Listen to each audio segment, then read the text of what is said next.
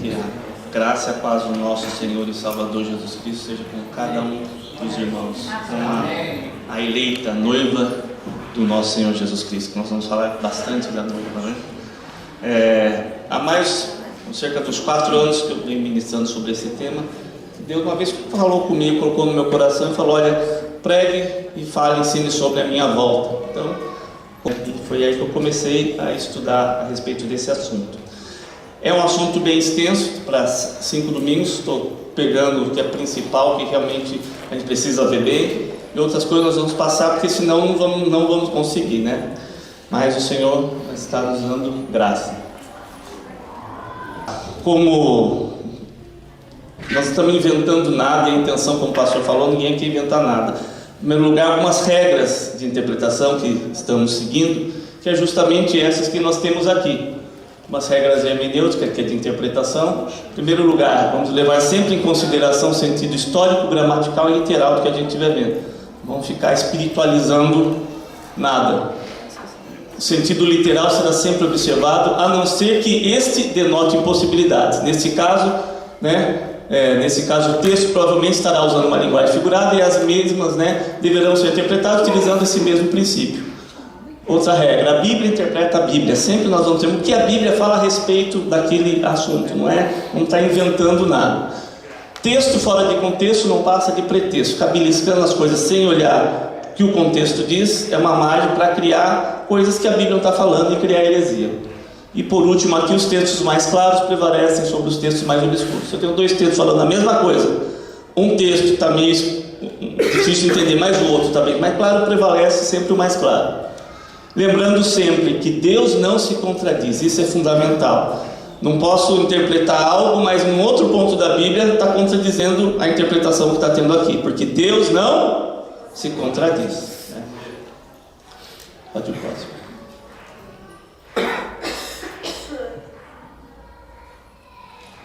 Apocalipse, ele vem do grego apocalipse, que significa nada mais do que revelação, que o autor, que é o apóstolo João, recebe quando ele estava na ilha de Patmos. A data da escrita por volta de 95 depois de Cristo. Ele estava ali preso em Patmos, e o Senhor ministra a ele, mostra as coisas que aconteceriam, que aconteceram, estavam acontecendo e que iam acontecer. Na época, o imperador romano era Domiciano, que foi de 81 a 96. Os anteriores foi da família dele mesmo. O pai dele, Vespasiano, e o irmão dele, Tito, que foram assim cruéis. Para a gente entender a divisão do livro, para ficar fácil, nós temos a primeira parte do livro, do capítulo 1, mostrando Cristo glorificado como juiz, sacerdote e rei. Quando Cristo veio a primeira vez aqui à terra, ele veio para morrer pelos nossos pecados, como sacrifício pelo pecado. Ele morreu e ressuscitou e se tornou o Senhor. A próxima vez que ele vir, ele não vai vir mais para resolver o problema do pecado, porque isso ele já fez. Ele vai vir como juiz, sacerdote e rei. Ele vem executar juízo. E nós vemos no texto, aconselho os irmãos a lerem em casa, começarem a ler o Apocalipse, que não vão conseguir ficar lendo, senão a gente não anda, Mas os pontos principais, partes principais, nós vamos estar vendo. Que é justamente o que? No capítulo 1 vai apresentar o Jesus Cristo glorificado, que tem olhos como chama de fogo, cabelo como branca lã, e a voz dele é como de muitas águas. Ele fala com João até desacorda ali, da impressão que ele até morre ali, mas ele levanta João de novo e fala: não temas, eu sou o primeiro e o último. Ele ali se coloca também dizendo que ele é o alfa e o ômega. Ele assume ali a sua divindade, ele é Deus. Nós temos aqui depois capítulos 2 e 3, são as igrejas, que é as cartas às 7 igrejas. O que são as igrejas ali? São agentes de Deus na redenção do homem. Depois disso nós passamos para cá, nós vamos ver do capítulo 4 ao 11, os santos se organizam para os juízos de Deus. Nós vamos ver aqui justamente o que está ocorrendo na glória, no céu. Depois nós vamos ver a visão o que vai estar ocorrendo na terra, que é o reinado satânico, a fidelidade dos santos na tribulação, vai do capítulo 12 ao 16. Depois Apocalipse vai tratar da super-igreja, o caos das seitas e da idolatria, que é do capítulo 17 e 18. Depois disso, do capítulo 19 e 20, vai falar sobre a prisão de Satanás e o reino de Cristo e sua igreja. E por final, a cidade eterna, trono branco e o lar eterno, né? O tempo eterno. Esse aqui é o mapa, o esquema de Apocalipse, fica mais fácil de você entender. Interessante que a igreja vai até aqui só. Você vai perceber que depois do capítulo 3 não se usa mais o nome igreja, acabou a igreja. Está justamente indicando que a igreja não vai estar aqui. O assunto vai ser o tratamento com Israel, que nós vamos... Essa visão que Daniel que recebe de Deus, Deus mostra, justamente fala, né? O anjo fala a ele das coisas que iriam acontecer. Ele começa dizendo, 70 semanas estão determinadas sobre o teu povo e sobre a tua santa cidade para cessar a transgressão e para dar fim aos pecados e para expiar a iniquidade e trazer a justiça eterna e selar a visão e a profecia e para ungir o Santíssimo. Sabe e entende. Desde a saída da ordem para restaurar e para edificar Jerusalém até o Messias, o príncipe, haverá 7 semanas e 62 semanas, dando um total de 69 semanas. As ruas e o muro se reedificarão, mas em tempos angustiosos. Depois das 62 semanas será cortado o Messias, mas não para si mesmo, e o povo do príncipe que há de vir destruirá a cidade e o santuário, e o seu fim será como uma inundação, e até o fim haverá guerras, estão determinadas as assolações. E ele, aqui está falando já do iníquo, e ele firmará aliança com muitos por 1 semana, e na metade da semana fará cessar o sacrifício e a oblação, e sobre a asa das abominações virá o assolador. E isso até a consumação, e o que está determinado será derramado sobre o assolador. Aqui está falando que até Cristo, até o Messias, se cumpriria esse período de semanas que a palavra de Deus vai tratar. Cada semana na profecia é um período de 7 anos. Então, se eu tenho 69 semanas, eu tenho que multiplicar essas semanas por 7 anos. Para transformar depois em dias, vou ter que transformar pelo calendário hebreu, judeu, por 360 dias, que é conforme é contado, né? O calendário, que é lunar, o calendário judeu. E o ano tem 360 dias. Mas depois nós vamos ir adaptando para o nosso calendário também, como essa data bate certinho.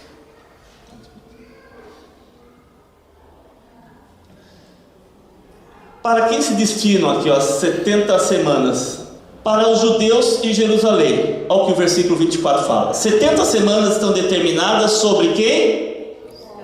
Se teu povo, quem que é? É todo mundo? É os gentios? Não, é o povo de Daniel. Quem que é o povo de Daniel? Os judeus. As 70 semanas é para eles, para o teu povo e sobre a tua santa cidade. E para Jerusalém. As 70 semanas, como a última semana, os 7 anos que a gente fala que é os 7 anos de tribulação, que ficou para acontecer ainda, né, que vai acontecer, não é para a igreja, segundo o texto. Lembra que nós falamos? Estamos levando o sentido histórico, gramatical e literal. Aqui diz que é sobre o teu povo e sobre a tua santa cidade. É para eles que está determinado, que Deus tem que terminar o tratamento com eles. E Ele vai terminar esse tratamento com o povo dele. Qual o tempo de cumprimento da profecia? Do edito para a restauração de Jerusalém, data de 445 a.C., está lá em Neemias 2:1, que diz ordem para restaurar Jerusalém, dando início à contagem dessas semanas. Lembrando que Daniel, ele viveu antes desse tempo aqui, inclusive. Ele é anterior a 445, e Deus já mostra o que ele iria fazer até o final dos tempos. Até quando que ela ia se cumprir 69 semanas? Até o Messias, né? Calculando-se, que eu comentei aquela hora, levando-se em conta que cada semana é um período de 7 anos proféticos, e cada ano com 360 dias, segundo a contagem exigida pelo tempo em que se cumpre a profecia, né? nós vamos chegar nisso daqui. Eu montei esse gráfico para a gente ter uma ideia da linha do tempo, dos acontecimentos. Eu tenho aqui o Velho Testamento, aqui um destaque das 70 semanas, desde o tempo alfa, a partir de Adão, transcorrem 3.283 anos. Depois eu tenho a partir de 445 a.C., que é quando ocorre o decreto para a restauração de Jerusalém. Vou ter mais um período de 435 para eu chegar aqui na primeira vinda de Cristo.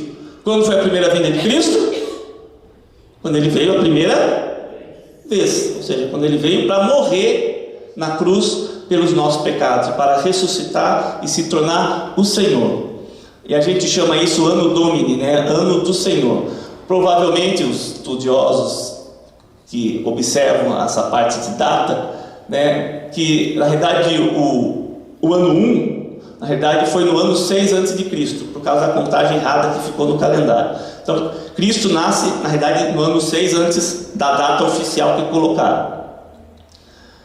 Depois disso daqui eu tenho as 69 semanas, que se cumpre daqui até aqui. Isso cumpre-se literalmente, calculando. De Adão a Cristo passaram-se cerca de 3.728 anos, e da primeira vinda até a segunda vinda de Cristo passaram-se mais cerca de 2009 anos, descontando os 6 anos lá, né? Em 2015. A gente tem uma ideia de tempo de que a profecia, de que a Bíblia está falando. Depois disso daqui, depois da primeira vinda de Cristo, Jesus morre, ressuscita, sobe assunto ao céu, o Evangelho começa a ser pregado, surge o quê? Logo no Pentecostes. O que começa no Pentecostes? Penta é 50 dias depois, né, da ressurreição de Cristo, ocorre o Pentecostes. E no Pentecostes ocorre a descida do Espírito Santo. E o que começa com a descida do Espírito Santo? Começa a igreja. A igreja começa no Pentecostes, né? E a igreja começa, então, nós entramos no que a gente chama de a era da graça, da igreja, da manifestação do Espírito Santo. Nós vemos que aqui que cumpriu-se 69 semanas nesse tempo profético até aqui. Depois ficou um parênteses aqui, ficou faltando uma semana, não são 70 semanas da profecia? 69, nós vamos ver que se cumpre literalmente no próximo quadro. Mas nós vemos que nós estamos agora vivendo esse período, a era da graça. A era da graça, a igreja de Cristo, o tempo dos gentios, que a Bíblia chama. Só que esse tempo ele vai finalizar. Quando esse tempo finalizar, a última semana precisa se cumprir. Deus vai terminar o tratamento que nós vimos para que se cumpra o que está dizendo aqui em Daniel, que é justamente para que faça cessar a transgressão, para dar fim aos pecados, para expiar a iniquidade, para trazer a justiça eterna e para selar a visão. Isso precisa se cumprir e vai se cumprir. Nós temos aqui o arrebatamento. Antes, ele está dentro desse período que a gente chama o período tribulacional, que é a tribulação dos primeiros 3 anos e meio, e depois ocorre a grande tribulação, que é os últimos 3 anos e meio, onde a profecia fala que o iníquo ele vai romper o acordo que ele vai fazer com Israel, e ao romper esse acordo, ele diz o texto que ele vai se assentar, né, no trono de Deus e se proclamar como se ele fosse Deus, vai mostrar quem ele é e qual é a sua intenção.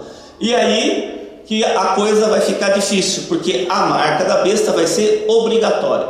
Nos primeiros 3 anos e meio nós vamos ver que vai haver dificuldades e aflições por causa dos juízos, que mais para frente nós vamos ver, vai estar sendo derramado já sobre a terra. Quanto ao arrebatamento, nós temos 3 posições que os teólogos defendem. A primeira é o pré-tribulacionismo, que creem que o arrebatamento ocorrerá antes do início desse período de tribulação, dos 7 anos. Tem o arrebatamento e começa esse período. Depois nós vamos ver, né? Por quê? Quando nós vamos falar do arrebatamento, só para a gente ter uma visão agora. Nós temos os midi-tribulacionistas que creem que o arrebatamento ocorrerá na metade da semana, ou seja, deu os 3 anos e meio, ocorre o arrebatamento. Os pós-tribulacionistas creem que o arrebatamento vai ocorrer no final dos 7 anos, junto com a segunda vinda de Cristo. Tem um texto que muitos confundem, que fala lá em Mateus 24, dizendo a respeito de que enquanto o evangelho do reino seria pregado para todas as nações, então viria o fim. Só que esse texto está falando do arrebatamento, ele está falando da segunda vinda de Cristo. Então, o arrebatamento não tem nenhum problema acontecer antes, não. O evangelho vai ser ouvido por todos até o fim. Arrebatamento não é fim, é a tirada da igreja daqui da terra, da noiva do Senhor. Nós temos também outras posições que são defendidas com relação ao milênio. Com relação ao milênio, que termina aos 7 anos, aí Jesus volta aqui na terra, fisicamente, com poder e grande glória, vai destruir todos os seus inimigos, vai lançar a besta e o falso profeta vivos no lago que arde com fogo e enxofre, diz Apocalipse. Todos aqueles que receberam a marca da besta vão morrer, o negócio é sério ali. Só vai ficar quem não recebeu e os judeus que estão ali, que também, lógico, não receberam. É o tratamento final de Deus, que nós vamos também ver mais tarde. E começa o milênio, que é um reino onde Jesus Cristo vai reinar, vai ser um reino de amor, justiça, paz e alegria no Espírito Santo. Com relação ao milênio, nós vemos que existem os pós-milenaristas que creem que o milênio literal e a segunda vinda de Cristo no período do milênio. Creem que a segunda vinda de Cristo, é junto com o milênio. Nós temos os amilenaristas que creem que o milênio não é literal e após a segunda vinda segue-se o tempo eterno. E os pré-milenaristas que o milênio é literal, tendo seu início marcado pela segunda vinda de Cristo. Nós vemos que essa posição aqui, amilenarista, é defendida também pela Igreja Católica Apostólica Romana. Eles creem que nós já estamos no milênio e que o Papa é o vicário de Cristo, ele representa Cristo na terra no milênio. Por isso que diz que o Papa é o vicário de Cristo, por causa disso. Porque eles creem que o Papa representa Jesus aqui, Jesus não está fisicamente, mas ele representa que nós já estamos vivendo o milênio. Esse tipo de interpretação, ela não é histórica, nem gramatical e nem literal. A Bíblia não apoia.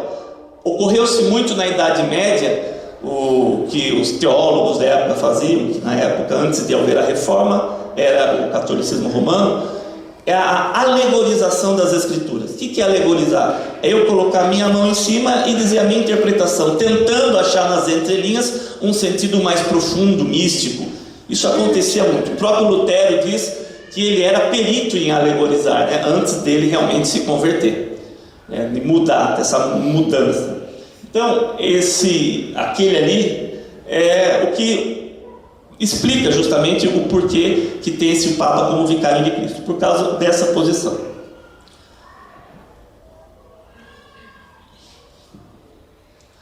Essas 69 semanas aqui está exatamente como é feito. Eu não vou citar aqui para a gente não andar um pouco, mas segundo o calendário gregoriano, que é o nosso, eu transformando isso para a nossa data, que é 365 dias, eu vou ter um total de 173.740 dias, somando todos os meios lá de data que precisa ter, que a linguagem profética exige. Vou ter que somar mais 24 dias, somando mais os dias dos anos bissextos nesse período, serão mais 116 dias. Tudo vai dar um total de 173.880 dias, que é justamente bate, se eu multiplicar 69 vezes 7 vezes 360, que nós comentamos lá atrás, vou ter um total de 173.880 dias. Que até Cristo isso se cumpre, é interessante que se cumpriu literalmente. Esse cálculo foi preciso, muito preciso, até Cristo se cumpriu. Como que isso pode acontecer? Se Daniel era anterior à reconstrução do templo, Deus dá essa visão para ele, mostra isso e isso se cumpre literalmente. Isso nos indica que também a última semana vai ser também um período de 7 anos literais, porque eu não posso ter parte literal e a outra não. Lembra-se, Deus não se contradiz, Ele também não é Deus de confusão. E se Ele falou, vai se cumprir, né?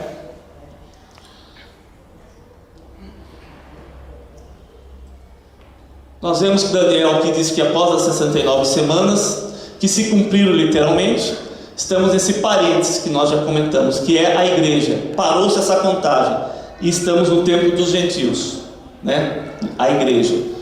A partir, né, que nós vamos ver desse evento, quando esse parênteses, para terminar esse parênteses, precisa ocorrer algo. O que vai ocorrer é justamente o quê? A noiva do Cordeiro não precisa estar aqui na tribulação. A tribulação não é para a igreja, não é para a noiva. Por que Jesus vai deixar a sua noiva padecer, sendo que se Ele está em nós, Ele também estaria padecendo aqui? Isso entra em contradição. Depois nós vamos ver também outros textos que colocam uma marca justamente que impede que a igreja esteja aqui. E nós vemos que a partir desse evento do arrebatamento, dar-se ao cumprimento da contagem da última semana, a 70ª semana, a partir do acordo, né, que o anticristo iníquo vai fazer com muitos, não com todos, mas com muitos, até o cumprimento total da profecia, e a fim de cumprir-se, né, a parte final do versículo que nós lemos, que é para fazer cessar a transgressão, dar fim aos pecados, expiar a iniquidade, trazer justiça eterna e selar a visão. Então isso aqui para a gente entender as 70 semanas. Concluindo, observando isso, nós chegamos à conclusão de que a última semana não é para a igreja santa, a noiva do Cordeiro, mas é o tratamento final de Deus para com os judeus, a fim de que recebam Jesus como Messias e tenha início o reino milenar que eles estão esperando. A chave de tempo em Apocalipse está no próprio texto. Lá em Apocalipse 1,19, ele vai dizer assim: escreve, Jesus falando com João, escreve as coisas que tens visto, e as coisas que são, e as coisas, né, que depois destas hão de acontecer. As coisas que tens visto, a visão de Cristo glorificado com as estrelas e os candeeiros, aquela visão que ele estava recebendo. As que são os acontecimentos referentes ao tempo presente de João, referente à igreja da época do tempo presente de João, e a relação dela com Cristo, até a sua rejeição final, ainda não realizada na época de João. Capítulos 2 e 3, justamente as cartas tratando daquelas igrejas, né? Nós vamos ver um pouquinho mais para frente a respeito de cada igreja. E as coisas que hão de acontecer: o mundo, os judeus e a igreja apóstata até corrupta, que será vomitada, parte profética referente aos eventos futuros. Então eu tenho ele falando da visão, falando do momento presente de João, as coisas que são, e também do futuro, as coisas que hão de acontecer. Então Apocalipse não é tudo sobre o futuro. Apocalipse ele fala de coisas que já aconteceram antes de João, estavam acontecendo, da visão que Cristo estava dando para ele, e também falando das coisas futuras. Então nós vamos encontrar esses 3 momentos em Apocalipse.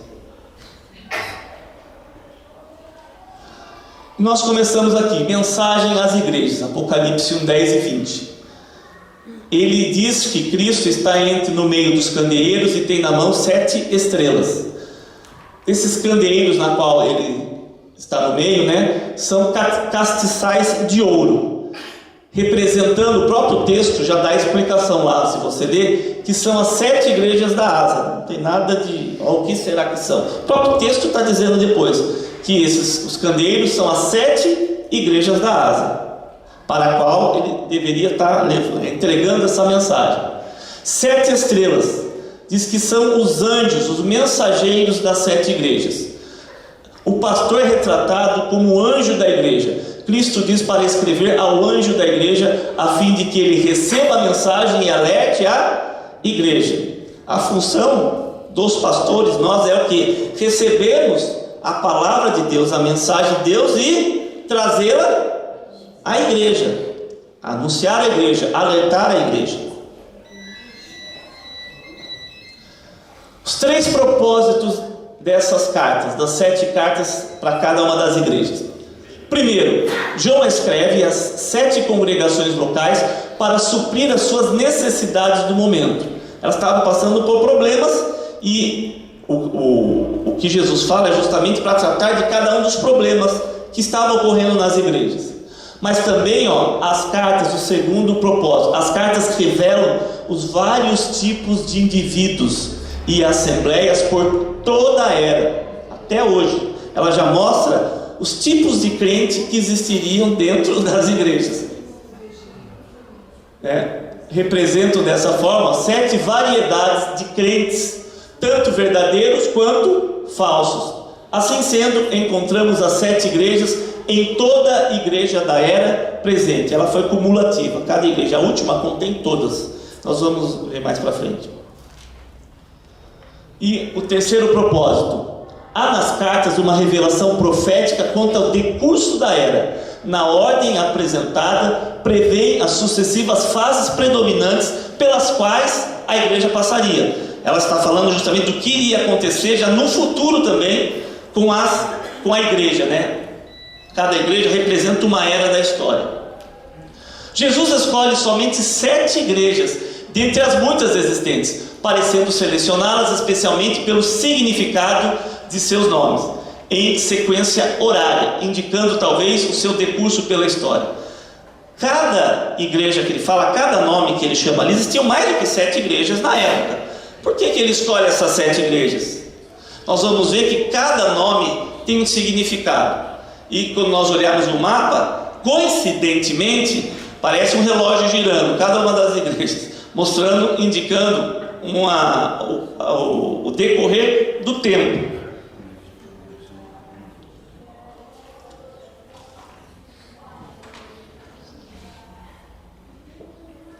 Olha lá, o significado dos 7 nomes das igrejas ali de Apocalipse. A igreja de Éfeso significa desejada ou amada. Esmirna significa mirra ou amargura. Pérgamo significa torre alta ou casamento. A ideia de segurança, casei, estou seguro agora. Segurança falsa. Nossa segurança é o Senhor Jesus Cristo. Se Ele estiver no casamento, então realmente há segurança. Tiatira, sacrifício contínuo. Sardes significa aqueles que escapam. Filadélfia, amor fraterno. E Laodiceia significa o povo reinando ou ensinando, ou o julgamento do povo. A ideia de o povo no governo é o período da democracia na igreja. É o período que nós vivemos, o período da democracia. Essa é a última igreja. Observando isso, se nós olharmos no mapa ali da Ásia Menor, que hoje é a Turquia, nós temos aqui Patmos, onde João recebeu a profecia. Nós temos Éfeso, Esmirna, sentido horário: Éfeso, Esmirna, Pérgamo, Tiatira, Sardes, Filadélfia e Laodiceia. Jesus escreve nessa ordem. Uns detalhes na Bíblia interessantes. Sequência que deveria ser observada no tempo. Hoje, Éfeso, a 3 quilômetros de Éfeso, existe essa cidade, Selçuk, que virou ruína Éfeso, E por causa dos pântanos que tinham lá, muitos abandonaram Éfeso depois de 500 depois de Cristo. Temos Esmirna, que chama Izmir, parecida até o nome. Pérgamo, que é Pergama. Tiatira, que é Axar. Sardes, que é Sartes. Filadélfia, que é Alacê. E Laodiceia, que é Denisli. Então, existem as cidades, algumas estão do lado das ruínas, outras são vilarejos pequenos. Comparando com o mapa de hoje, elas ainda existem. Onde, para a gente entender melhor, onde que fica isso no mapa? A Itália, a bota da Itália, só para a gente se achar aqui. Na Itália, a Grécia, e aqui eu tenho a Ásia Menor. Patmos está aqui. Do Google isso aqui, o atual. Então, o mapa atual é esse aqui. As igrejas estavam aqui, nesse sentido aqui, para qual Jesus escreve. Existe um paralelo entre as 7 parábolas de Mateus 13 e as 7 igrejas no Apocalipse. A Bíblia é incrível. Cada vez que você começa a estudar, é tudo interligado. Jesus falou essas parábolas, só que João recebe depois, lá na frente, no ano 95, a revelação de Apocalipse das igrejas. E o interessante, que cada parábola está ligada a uma igreja em seu tempo. Parábola do semeador está ligado à igreja de Éfeso, de Apocalipse. É Mateus ligado com Apocalipse. Significa desejado, amado, que nós vimos, que é o período do Pentecostes até 100 depois de Cristo. A característica desse período: época de semeadura, organização e evangelização, também perseguição. Semeador, época onde a igreja começou a crescer, começou a se desenvolver, só que foi chegando no final, ela deu uma esfriada no amor. Tanto é que o alerta que Jesus dá para essa igreja é porque para ela voltar ao primeiro amor. O trigo e o joio, a igreja de Esmina, que é mirra ou amargura, de Nero a 300 depois de Cristo. Esse período de 300 anos, quando chega Constantino, foi um período em que a igreja foi o quê? Perseguida. Os cristãos eram jogados na arena lá do Coliseu Romano para ser comido pelos leões, e muitos cantavam louvores a Cristo, a Deus, e os leões comendo, e o povo ficava olhando, mas o que é isso, né?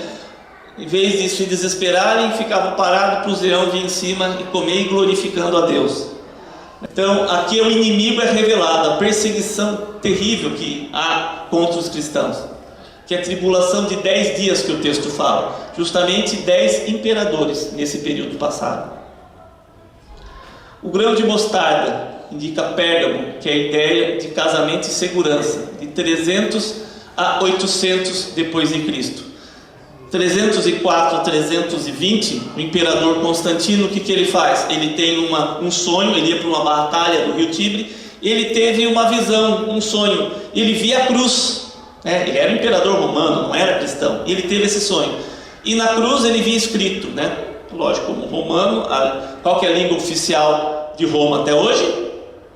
O latim, né? Também era o latim, língua romana. Ele vê escrito em latim: insignis estis vinces, que é por este símbolo vencerás. Ele viu a cruz e ele disse: se eu vencer essa batalha, eu vou me tornar um cristão.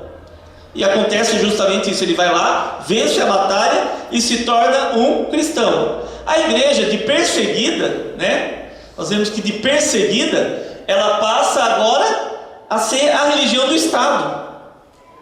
Então a igreja, os cristãos deixaram de ser perseguidos e passaram agora a ter, como diz, as benesses do Estado, né? A igreja se une com o Estado, aquele que se tornava cristão tinha privilégios. Então começou a ocorrer algo, não começou a ocorrer mais as pessoas se converterem, mas simplesmente aderirem à religião cristã por causa dos benefícios que tinham, e continuavam muitos com o seu paganismo. A palavra pagão originalmente significa morador do campo. É aquele que não praticava a verdadeira adoração a Cristo, né? Então eram chamados de pagãos. Nós vemos aqui, é feito que uma aliança mundana, ocorre crescimento sem conversão. O grão de mostarda, ela chega, depois que cresce, aquele grãozinho, né? Tem muita gente com grão de mostarda na orelha aí, né? Vai crescer. Vai crescer. Segura. Você vê que ele pequenininho, é o menor das sementes, mas depois ele pode chegar até como uma hortaliça, né? Um arbusto de até 1,5 metro ele pode chegar. E muitos pássaros chegam e começam a se apoiar nele. Pássaros pequenos ficam entre os arbustos que ele cria, que dá uma espécie de proteção. Justamente a ideia que traz aqui, que é essa ideia de segurança, de casamento, de estar envolto a um arbusto, entrar no meio e ficar protegido, né? Só que é um crescimento sem conversão que ocorre ali. Depois nós temos Tiatira, que é o fermento. Indica sacrifício contínuo, idolatria, a parábola do fermento. O fermento, você coloca, ele leveda a massa e a massa cresce, né? Mas não é pela própria massa que ela cresce, porque colocou-se o fermento, algo de fora fez com que ela crescesse, não é da própria massa. Então nós vemos que a parábola do fermento está falando justamente de corrupção e idolatria. Algo entrou que não pertencia à massa e fez ela crescer. De 800 a 1517. 1517 é quando ocorre o quê? Reforma. Você sabe, reforma. Grande crescimento externo, domínio papal, corrupção doutrinária, profissões de fé vazia, né? No decurso do desenvolvimento do cristianismo através do catolicismo romano, um problema que ocorreu foi o quê? Como não estava havendo conversão, o povo tinha sua idolatria, seu paganismo, né? Existiam milhares de divindades na época. Como trazer o povo para a igreja se eles ainda continuavam com as suas festas, com as suas adorações? Começou-se a cristianizar o quê? Cristianizar festas, costumes, datas. Eles tinham um culto a Semíramis, né? Que era dita como a rainha dos céus. Então, Semíramis vai ser mais Semíramis, vai ser Maria, que também tem o título de rainha dos céus hoje. Depois eu posso trazer um estudo que eu tenho de todas as datas e tudo aquilo que é estranho às escrituras, que começou a entrar, a igreja foi permitindo que entrasse para trazer o povo para a igreja, mas começou a se distanciar da palavra de Deus. Mas só para a gente ter uma ideia, por exemplo, acho que 1100 e pouco surge o purgatório. Antes não tinha, surge o purgatório. Se você olhar a ideia do purgatório, vem da mitologia greco-romana. Zeus, né, precipitava os seus inimigos para o Hades, que era o senhor dos infernos, e lá era um local de suplício, até eles chegarem no Campos Elíseos, onde era o local que eles iam ter de sossego. Só que quem tinha o dinheiro, quem assistiu aqueles filmes Troia, eles mostram bem isso, colocava uma moeda ou no olho ou dentro na língua, lá na boca, que quando ele morresse, eles criam que tinha o rio dos infernos ali, de Hades, chamava Styx. Eles criam que tinha o barco, que era o Charonte, e o barqueiro, o Acharonte. Se você tivesse dinheiro, você dava moeda para esse barqueiro, e ele atravessava você pelo rio dos Styx até o Campos Elíseos, até o bairro aqui perto. Um lugar de paz, o Campos Elíseos, viu? Até os Campos Elíseos. Eles criam isso. Então você fica vendo que é um local de suplício, onde as pessoas iam pagar pelo que fizeram. O purgatório, ele surge pela crença de que Jesus só resolveu o problema do pecado original. O pecado atual, que eu pratico com consciência, eu tenho que purgar, pagar. Só que a Bíblia nos ensina que Jesus morreu por todos os nossos pecados, tanto o atual, que nós nascemos com ele, quanto o original, nós nascemos, quanto o pecado atual. Então, não tem mais nada. Hebreus 9:27 diz assim: mas ao homem está ordenado morrer uma só vez, vindo após isso o juízo. Segundo a palavra de Deus, está ordenado morrer uma só vez. Não vai reencarnar. Pela Bíblia, isso não acontece. É uma só vez. E vindo depois disso o juízo. Não tem purgatório. O que cada um fizer por meio do corpo vai prestar conta, ou bem ou mal. É juízo, é aguardar juízo. Então a Bíblia mata esse conceito. Não é bíblico. Mas, para trazer o povo pagão para a igreja, acabaram cristianizando esse costume do paganismo, né? E as coisas foram surgindo daí. Outro dia, se a gente quiser, pode fazer um estudo sobre isso daí, mas só para a gente ter uma ideia. Nós vemos que depois nós temos o que? Tesouro escondido. A parábola do tesouro escondido, que é Sardes, aqueles que escapam remanescentes. Período da Reforma, 1517 a 1750. Aqueles poucos reformistas remanescentes. Tem o crescimento da igreja estatal e existe um escape da idolatria. Por isso os remanescentes, aqueles que conseguiram escapar do sistema que estava corrompido. É interessante a gente lembrar que Martim Lutero, ele era um padre, um monge da ordem agostiniana. Ele não queria separar a igreja, mas ele queria, né, limpar a corrupção que estava dentro da igreja.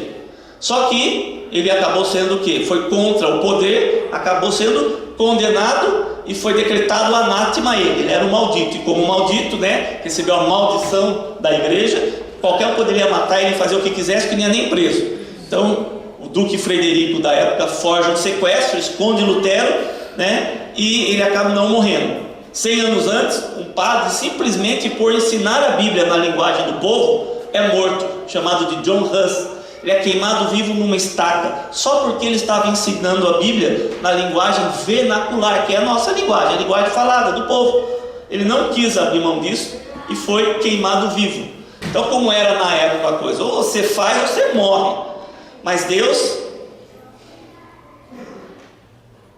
tinha um plano e um propósito para aqueles que escapam, seus remanescentes, né? E existe um escape da idolatria. Depois a pérola, a igreja de Filadélfia, que significa amor fraternal. De 1750 até hoje, essa igreja existe. Essa aqui é a igreja dos que serão arrebatados. E quando eu falo igreja, eu estou falando de 4 paredes, eu estou falando de nós, de mim e de você. Nós somos o templo do Espírito Santo, a igreja do Senhor Jesus Cristo, igreja verdadeira dos últimos dias. Mas nós temos também a parábola da rede. Pois é interessante, leia Mateus 13, que você vai ler todas as parábolas em casa. A rede indica a igreja de Laodiceia, que é a última igreja, que significa o povo reinando, é o período da democracia. A igreja também dos últimos dias, que surge nos últimos dias. É um tempo de apostasia, a igreja como empresa. Nós temos o joio e temos o trigo. Nós vamos ver nas parábolas também que você não pode tirar o joio antes da colheita, porque o trigo sai junto. Então é necessário que aguarde a colheita para que se tire o joio e o trigo. E a parábola que nós temos, que fala a respeito do joio e trigo, vai explicar justamente isso, de que o joio foi Satanás que semeou, o trigo foi Jesus Cristo quem plantou. O semeador é Jesus, o trigo são os salvos, porque a palavra germinou e gerou fruto, os salvos. O joio é quem Satanás roubou a palavra, e é o que? Aqueles que verdadeiramente não estão salvos, mas estão brincando de ser crente, estão dentro da igreja. Continuando aqui, é um resumo que nós temos das igrejas de todas as eras, Éfeso, desejável; Esmina, amargura; Pérgamo, casamento e o templo; Tiatira, sacrifício; Sardes, remanescentes; Filadélfia, amor fraterno até a atualidade; e Laodiceia, que é o direito dos povos, é o povo no governo. Interessante que esse povo no governo é justamente esse período nosso, período democrático, período onde Jesus fala que no final dos tempos, Paulo também falando ali, que haveriam muitos mestres conforme o que o povo queria ouvir, conforme a comichão dos ouvidos. É o que tem acontecido hoje. Muitas igrejas que pregam o que aquele grupo quer ouvir e vai defender aquela fé se dizendo cristã, mas não são a noiva do Senhor Jesus Cristo. Porque a noiva do Senhor Jesus Cristo, ela é sem mácula, sem ruga, sem mancha, ela é santa, as suas vestes são brancas, não tem pinguinho de sujeira, ela é resplandecente, ela brilha nesse mundo. São os salvos, somos nós, os cristãos verdadeiros. Como diz o pastor, ele é crente, Os crentes são crentes mesmo. Éfeso, nós vemos que o significado, desejado, amada. Os pontos favoráveis, quando você lê depois das igrejas, você vai ver que os pontos favoráveis, aqui é um resumo. Os pontos favoráveis para Éfeso: é uma igreja que tinha perseverança, ela suportou as provações sem esmorecer, e odiava as obras dos nicolaítas. Que eram essas obras dos nicolaítas? Idolatria e prostituição.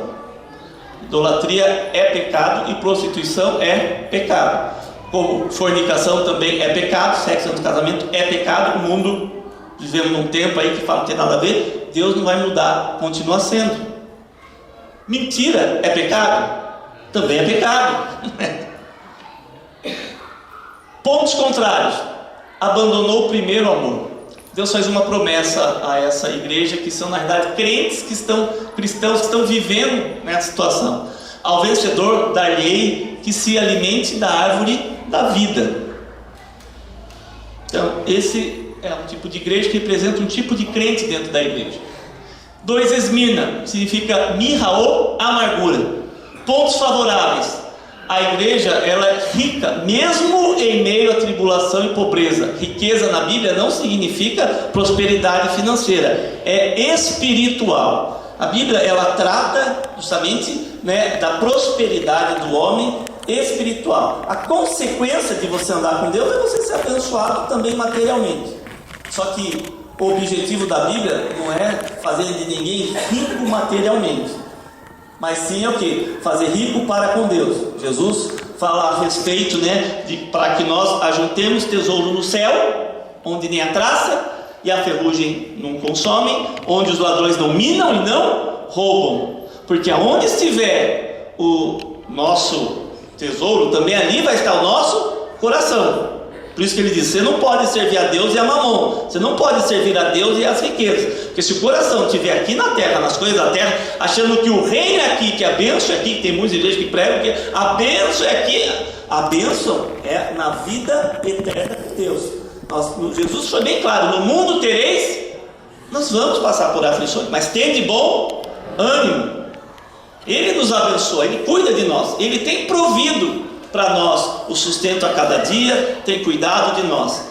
Mas infelizmente esse evangelho da prosperidade, Mamon, entrou dentro das igrejas com o nome de evangelho da prosperidade, que tirou o evangelho da cruz de lado e entrou esse outro evangelho estranho no meio. O evangelho bíblico é o evangelho da cruz, é o evangelho do reino. E onde tem cruz, tem sangue, tem sacrifício. Nós temos que viver constantemente em Cristo, né? Aqui Esmirna, pontos favoráveis: que ela é rica mesmo em meio à tribulação e pobreza, perseverança em meio às tribulações e provações do inimigo. Independente da circunstância, é uma igreja que permanecia perseverante. Então, como crente, independente da circunstância, permaneça fiel ao Senhor, perseverante ao Senhor Jesus Cristo. Pontos contrários: olha que interessante, Jesus não tem nenhum ponto contrário a essa igreja.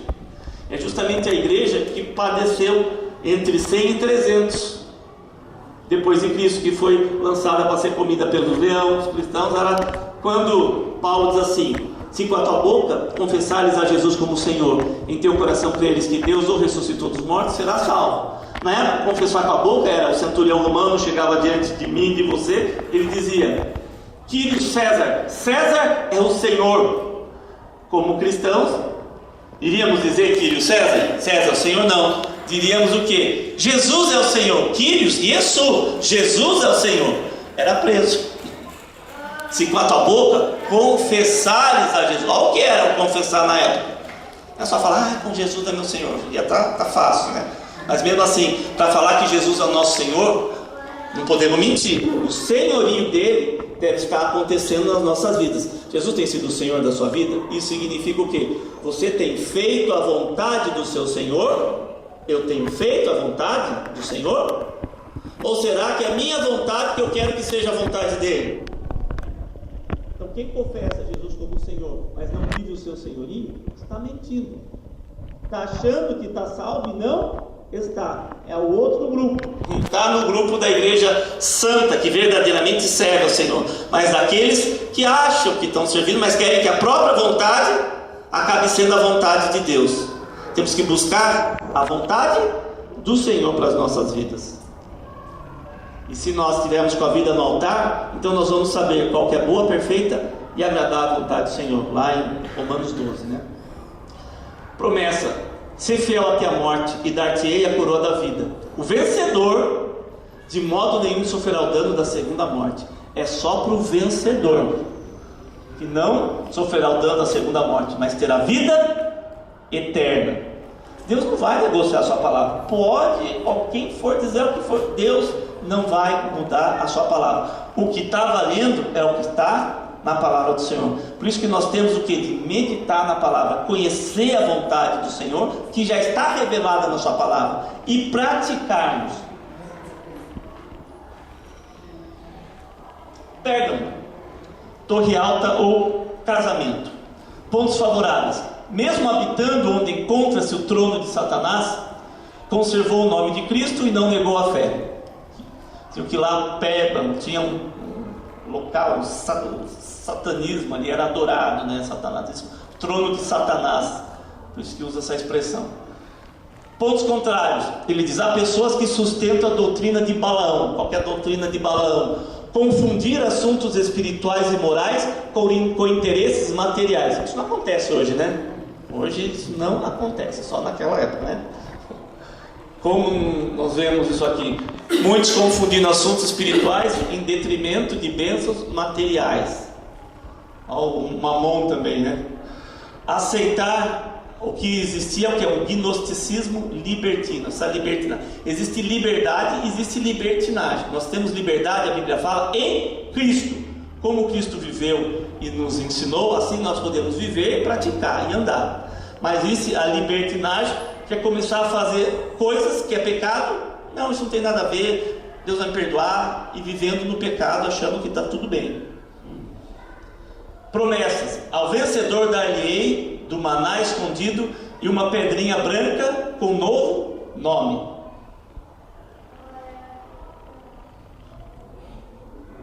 Quarta igreja, Tiatira, significa o sacrifício, que era a idolatria que estava ocorrendo naquela época, que também representam o quê? Cristãos no dia de hoje. Pontos favoráveis: Jesus conhece as obras, amor, fé e serviço. São perseverantes. As últimas obras mais numerosas que as primeiras, porém alguns pontos contrários, que precisa ser corrigido: tolerância a Jezabel, idolatria e materialismo. Sedução dos servos de Cristo a praticarem a prostituição. Promessas: ao vencedor eu lhe darei autoridade sobre as nações. Estavam reinando com Cristo no milênio. Igreja de Sardes, significa aqueles que escapam, os remanescentes. Pontos favoráveis: há pessoas que não contaminaram as suas vestiduras, que vem daquele período de idolatria. Neste, não contaminaram as suas vestiduras. Pontos contrários: obras não íntegras, maculadas diante da presença de Deus. Falta de arrependimento, falta de vigilância. E obras não íntegras é tudo aquilo, os pecadinhos da vida. Não, isso não tem nada a ver. Por isso que eu falo, cuidado com algumas coisas que parece que é normal, mas Deus não vai negociar. Mentira continua sendo pecado. Ah, vou mentir porque o meu chefe mandou. Sempre que meu chefe mandou mentir, eu falei, eu não vou mentir. Eu podia ter se mandado embora, mas eu não vou negociar minha fé, ainda que eu pague por isso. Você tem um posicionamento cristão diante desse mundo, ainda que venha consequência. Eu não era solteiro, eu já era casado, e mais uma vez isso aconteceu. Mas eu sempre falo, isso é antiético, eu não vou fazer. Não conte comigo com isso. Mas por causa dessa posição, muitos mudaram a visão e começaram a olhar para realmente uma pessoa que tem palavra, fala, não é que fica mentindo. Em vez disso acabar te denegrindo, acabou que Deus te abençoando por você permanecer fiel à palavra do Senhor. Não tem desculpa nenhuma para mentir em qualquer circunstância. Pecado é pecado. Fica o amor fraterno. Pontos favoráveis: mesmo tendo pouca força, tem guardado a palavra de Deus, não negou o nome do Senhor. Pontos contrários: Jesus não tem nenhum ponto contrário contra essa igreja. Olha que coisa gloriosa. É aqueles que vão vir bem-estar, servo bom e fiel, porque fostes fiel no pouco, no muito te colocarei. Entra, pois, para o gozo do teu Senhor. São esses. Não se encontra mácula nesse, não tem pecado. Essa igreja é a igreja já do período do arrebatamento. Essa é a igreja que representa os crentes que vão ser arrebatados. Interessante, as promessas: alguns que são da sinagoga de Satanás irão prostrar-se a seus pés, porque guardaste a palavra da minha perseverança, também eu te guardarei do quê? Da hora da tribulação que há de vir sobre o mundo inteiro. Por isso que nós falamos, o pré-tribulacionismo indica o arrebatamento antes da tribulação. Olha a promessa: ele vai guardar. Quem já está esperando Cristo, que diz Maranata, para que tem que passar por parte de tribulação, por toda tribulação? Você já está pronto para subir. Nós temos que estar pronto para subir. Quem vai ficar, quem não está pronto, que quer ainda que se estenda mais um pouquinho, para ver se consegue se aprontar, né? Promessa: ele vai nos guardar da hora da tribulação. Ele vai guardar essa igreja, essa que vai subir no arrebatamento, e é promessa, e ele vai cumprir a sua promessa. Não tem por que a sua noiva passar pela tribulação. E olha a promessa aqui: ele vai nos guardar da hora da tribulação. Ou seja, não vamos passar por essa hora. Olha esses crentes: por não ser quente nem frio, mas morno, será vomitado da boca do Senhor, diz o texto. Diz: vomitar-te-ei da minha boca. Antes, se fosse frio, a pessoa que já está frio, já está no mundo, vai aproveitar o mundo sabendo que você vai para o inferno. Mas tem muitos que estão dentro da igreja, morno, aquele crente que já está tudo bem, vem na igreja, vive um religioso, né? E não vive Cristo, não vive o amor de Cristo, não olha para as pessoas, não visita ninguém, não quer comunhão com ninguém, vive pecadinho ali, outro aqui, mas eu peço perdão, Jesus perdoa, e vive aquela vida morna. Autossuficiência: essa igreja diz que não precisa de coisa alguma, uma igreja que diz: Eu sou rica, o texto diz, depois você ler isso, sou rica e abastada. Uma igreja que nem precisa de Cristo mais, ela se garante. A igreja é exatamente como empresa. A igreja de Laodiceia também é uma igreja materialista. Ela é miserável, pobre, cego e nu diante de Deus. Uma igreja que deixou o Espírito Santo e conseguiu, com a sua própria força, andar sem o Espírito Santo. Porém, é uma igreja sem unção. É uma igreja voltada apenas para o ter e não voltada para o ser. É uma igreja que não está voltada para Deus, mas sim é uma igreja que está voltada para coisas, achando que o reino de Deus é aqui e o final de toda a bênção é aqui. E por isso é uma igreja que permitiu que Mamon entrasse dentro dela e se entronizasse nela. É uma igreja que trocou o evangelho da cruz, trocou o evangelho do reino pelo evangelho da prosperidade e se tornou materialista. Por isso, ela é miserável diante de Deus, pobre, cega e nu. É o coração também destes, é o coração daqueles que estão afastados de Deus, voltados apenas para as coisas materiais. Também é uma igreja que parou de buscar a Deus e de depender tão somente dele. Busca apenas as coisas deste mundo e consegui-las com as próprias forças. Deus é apenas um meio de conseguir estas coisas.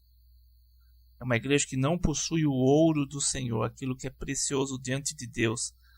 A verdadeira riqueza, que é a riqueza espiritual, é aqueles que ajuntam tesouro no céu, mas esta não, ela junta tesouro na terra, achando que é isso que Deus espera, quando que Deus espera que cada um ajunte tesouros no céu, onde nem a traça nem a ferrugem consome, onde os ladrões não minam e não roubam. Também é uma igreja que não possui vestiduras brancas para vestir, não há nenhuma santidade, as suas vestes estão maculadas com o pecado. É uma igreja que não dá muita importância para o pecado. Acha que apenas basta que um dia faça-se uma confissão de entregar a vida a Jesus e que pode viver no pecado achando que está tudo certo.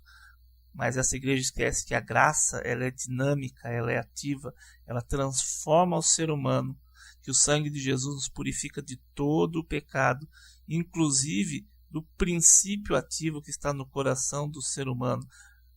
É retirado e destruído através do batismo com o Espírito Santo.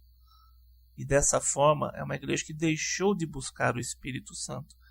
Não procura ter vestiduras brancas, santas, sem rugas, sem mácula, sem mancha, mas é uma igreja que está maculada com pecado, vive no pecado, achando que isso é natural. Só que Deus não vai negociar a sua palavra. As promessas para essa igreja são que o Senhor está à porta e bate, e quem ouvir a sua voz e abrir a porta do seu coração, o Senhor virá habitar nesse coração. É ainda um chamado de esperança. Até o último instante, o Senhor está chamando para o arrependimento, para que cada um possa verdadeiramente se arrepender e deixar o pecado e andar em santidade. Vivemos momentos que devemos refinar a nossa santidade diante do Senhor, a todo momento, pois não sabemos nem o dia e nem a hora, e a qualquer momento a trombeta de Deus pode tocar. E então, se estivermos na sua presença, vestindo as vestes de linho finíssimo, resplandecente e puro, conforme Apocalipse 19, a partir do verso 7 nos diz, se estivermos vestindo estas vestes, então subiremos com o Senhor e nos encontraremos com Ele nos ares. E a última promessa que é feita a essa igreja é que ao vencedor dar-lhe a sentar-se comigo no meu trono. O Senhor ainda aguarda que estes tipos de crentes da igreja de Laodiceia deixem o mundanismo de dentro da igreja, se santifiquem e se tornem também aqueles que vão herdar o reino de Deus, os cristãos, os crentes vencedores. E com isso nós concluímos a parte das cartas às 7 igrejas do nosso seminário. Que Deus esteja abençoando a todos em nome de Jesus. Amém.